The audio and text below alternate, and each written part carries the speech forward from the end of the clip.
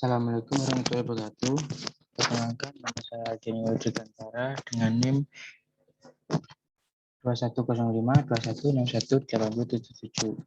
Di sini saya akan mempresentasikan karakteristik mekanik material.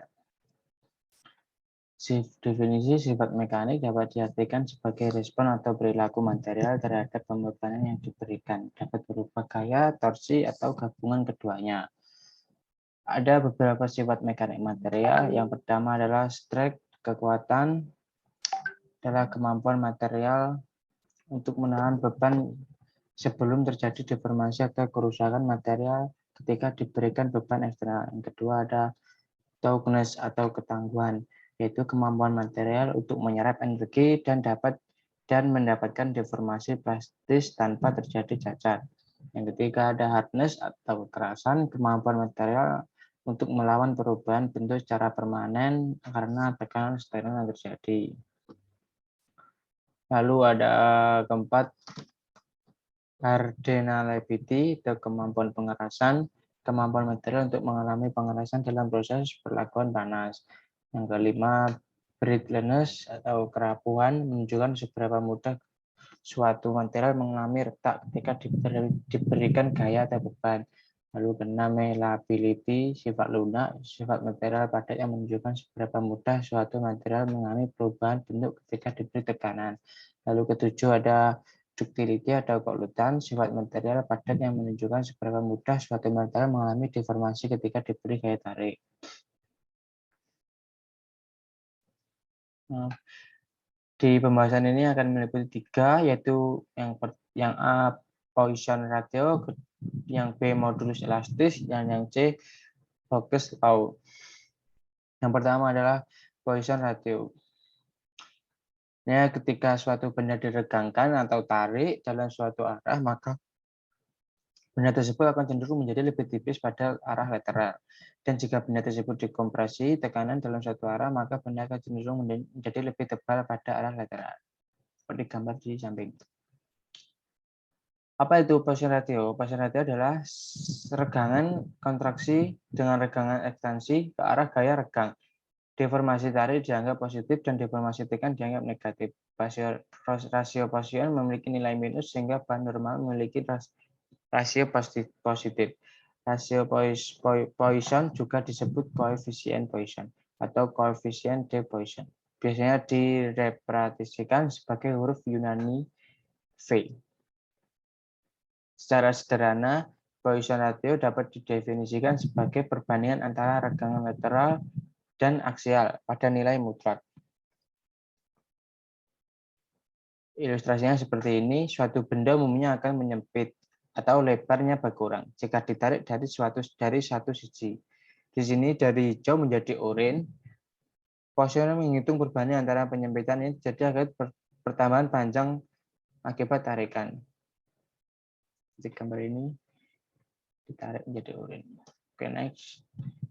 Pengaruh terjadinya Poisson ratio. Yang pertama, efek Poisson dialami pada suatu bahan tidak akan memberi tambahan tegangan, kecuali apabila deformasi melintang yang ditahan. Selain terjadi deformasi dalam arah gaya bekerja, ternyata terjadi pula deformasi pada arah tegak lurus gaya yang bekerja. Lalu apabila sebuah material ditarik, maka akan terjadi perpanjangan di arah lateral. Apabila material tidak memiliki rasio Poisson yang cukup besar untuk pendeformasi menyamai tekanan yang diterima, maka akan terjadi kegagalan pada susunan material. Contoh studi kasus ini karakteristik karena berdasarkan nilai Poisson ratio di bawah permukaan menggunakan metode seismic refraksi dan multi-channel analysis of surface wave. Data diperoleh yang pertama berdasarkan analisa VSVP dan Poisson ratio hingga pada kedalaman 30 meter. Lapisan yang terbentuk merupakan lapisan batuan sedimen yang terkonsolidasi. Dua jenis tanah yang terdapat pada formasi kubu hingga kedalaman 30 meter merupakan lapisan permukaan. Tiga jenis tanah yang terbuat pada formasi bujangan hingga kedalaman 30 meter merupakan lapisan lempung jenuh. Kesimpulan dari data diperoleh, maka studi kasus ini Bayesian relatif dapat digunakan dalam penelitian ke dalam lapisan tanah dan karakteristik dari tanah tersebut. Ini ada contoh soal, sebuah batang baja dengan panjang 2 meter, lebar 40 mm, dan tebal 20 mm mendapat tarikan secara aksial sebesar 120 kN. Pada arah panjang carilah panjang, lebar, dan ketebalan jika diketahui E 200 kPa, rasio Poisson 0,3. Pembahasannya diketahui T 2 meter sama dengan 2 kali 10,3 mm, B 40 mm, T 20 mm, P 160 kN sama dengan 160 kali 10,3 N, E 200 kali 20x kali 10/3 N per meter kubik, Poisson ratio 1 per M sama dengan 0,3. Ini ya perubahan panjangnya. Terus menjadi 2 mm, perubahan lebarnya 0,01 dan regangan lateral 0,003. Jadi perubahan lebarnya adalah 40 kali 0,03 sama dengan 0,012 mm dan perubahan ketebalannya adalah 0,006 mm. Lalu selanjutnya modulus elastisitas. Modulus elastisitas adalah angka yang digunakan untuk mengukur objek atau ketahanan bahan yang untuk mengalami deformasi elastis.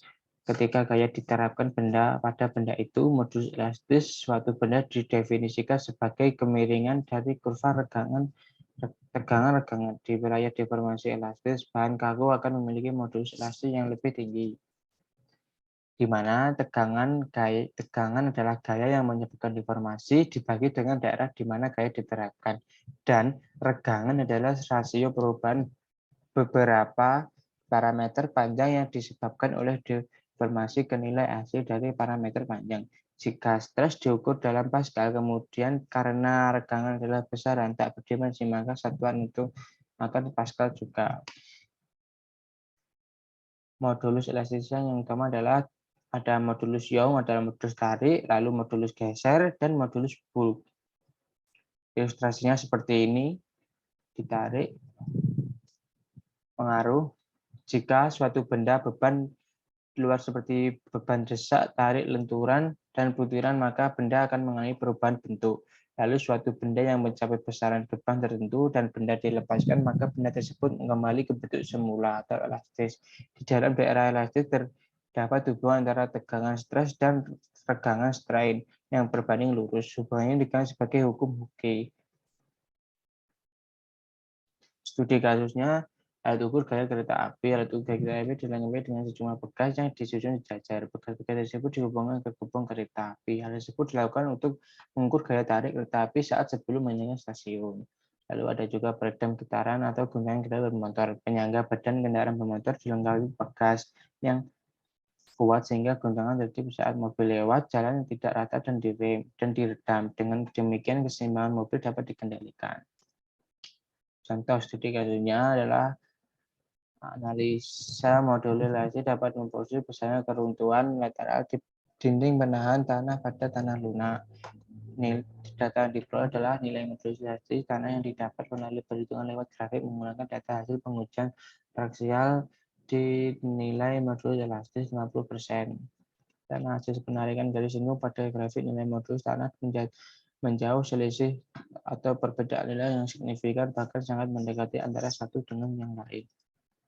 Contoh soal, Andi memiliki sebatang logam besi dengan panjang 1 meter dan luas permukaan 1 cm kubik. Kemudian Andi menarik logam besi tersebut menggunakan mesin dengan gaya sebesar 500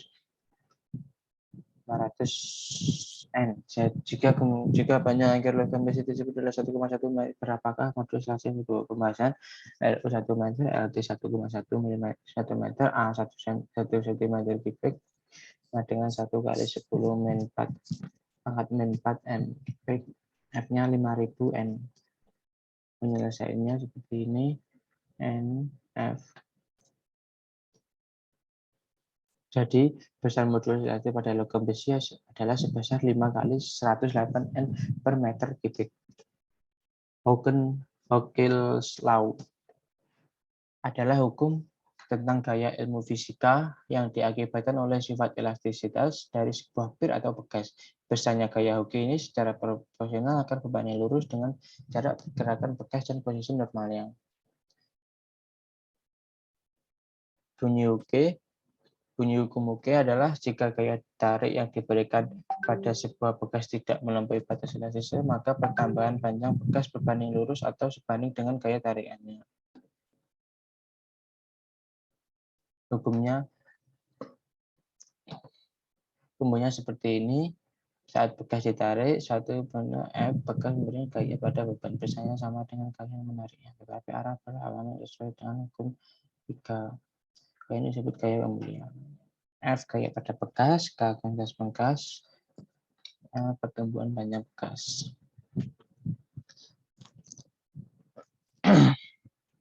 Ilustrasinya seperti ini, bentuk awalnya, bentuk saat diregangkan, dan bentuk akhirnya seperti ini.